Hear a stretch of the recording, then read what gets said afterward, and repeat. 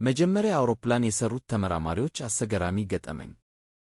የመጀመሪያው የአውሮፕላን በራሪ ታሪክ ሲነሳ የዓለማችንን የቴክኖሎጂ አቅጣጫ የቀየሩትን ራይት ወንድማማቾችን ኦርቪል እና ዊልበር ራይትን መጥቀስ ግድ ይላል።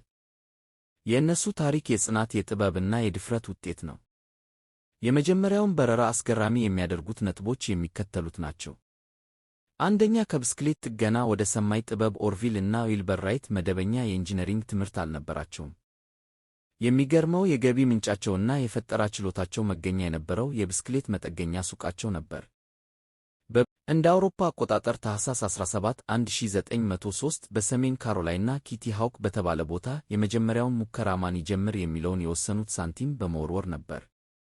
ዊልበር አሸንፎ የመጀመሪያውን ሙከራ ቢያደርግም አልተሳካለትም ነበር።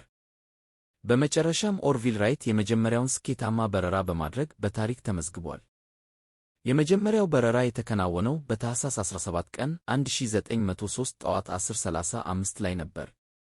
በረራው የቆየው 12 ሰከንድ ብቻ ሲሆን የተጓዘው ርቀት ደግሞ 37 ሜትር ወይም 120 ጫማ ብቻ ነበር። ይህ ርቀት በአሁኑ ዘመን ካሉ ግዙፍ አውሮፕላኖች እንደ ቦይንግ 747 ክንፍ ርዝመት እንኳ ያነሰ ቢሆንም የሰው ልጅ በሞተር የሚታገዝ በረራ ማድረግ እንደሚችል ያረጋገጠ ትልቅ እመርታ ነበር። ጋዜጦችም ሆኑ ሕዝቡ ሰው በሰማይ ላይ በረረ የሚለውን ዜና ለማመን ለዓመታት ተጠራጥረው ነበር።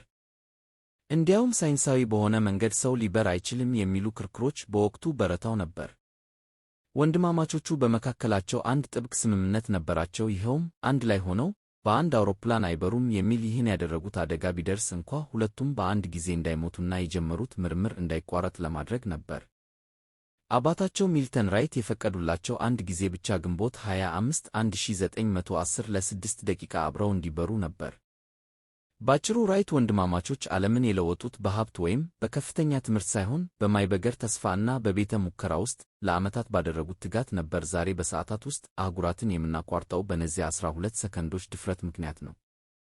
ወንድማማቾቹ በኦሃዮ ግዛት በሚገኝ ሜዳ ላይ ልምምድ ሲያደርጉ በአቅራቢያው በሚያልፍ ባቡር ውስጥ ያሉ መንገደኞች አውሮፕላኑ ሲበር ያዩ ነበር። ነገር ግን መንገደኞቹ ያዩትን ነገር ለሰዎች ሲናገሩ ማንም አያምናቸውም ነበር። እንዲያውም አንዳንዶቹ ዓይኔ ነው ወይስ በቁሜ እያለመው ነው ብለው ራሳቸውን እስከ መጠራጠር ደርሰው ነበር።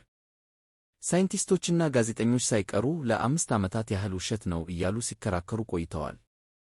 ራይት ወንድማማቾች በአሜሪካ ዕውቅና ስላጡ ወደ አውሮፓ፣ ፈረንሳይ ሄደው ፈጠራቸውን ለማሳየት ተገደዱ። በዚያም ትርኢት ሲያሳዩ የነገሥታትና የልዑላን ትኩረት ስበው ነበር። አንድ ቀን የጣሊያን ንጉሥ ቪክቶር አማኑኤል ሳልሳዊ አውሮፕላኑን ለማየት መጥተው ዊልበር ራይት ንጉሥን በአውሮፕላኑ ውስጥ እንዲቀመጡ ጋብዟቸው ነበር። ንጉሥም በጣም በመገረም ይህ ከሕልም በላይ ነው ማለታቸው ይነገራል።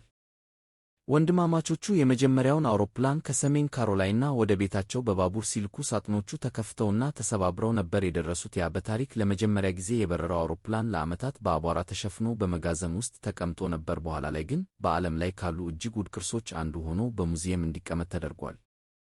ታኅሳስ 17 ቀን 1903 አራተኛውና ረጅሙ በረራ ተጠናቆ አውሮፕላኑ መሬት ላይ አርፎ ሳለ ድንገተኛና ኃይለኛ ነፋስ መጣ። አውሮፕላኑን አንስቶ መሬት ላይ ሲያጋጨው አውሮፕላኑ በጣም ተሰባበረ። በዚህ ምክንያት ያ ታሪካዊ አውሮፕላን ከዚያ ቀን በኋላ ዳግመኛ ሊበር አልቻለም። የሚገርመው ነገር የአውሮፕላን በድምሩ የበረረው ለ97 ሰከንድ ብቻ መሆኑ ነው። እነዚህ ገጠመኞች የሚያሳዩት ታላቅ ለውጥ ሲመጣ መጀመሪያ ላይ ሰዎች እንደማያምኑ እና ተፈጥሮም የራሱን ፈተና እንደምትደቅን ነው። ነገር ግን ጽናት ሁሉም ያሸንፋል። ሰላም ሁኑ።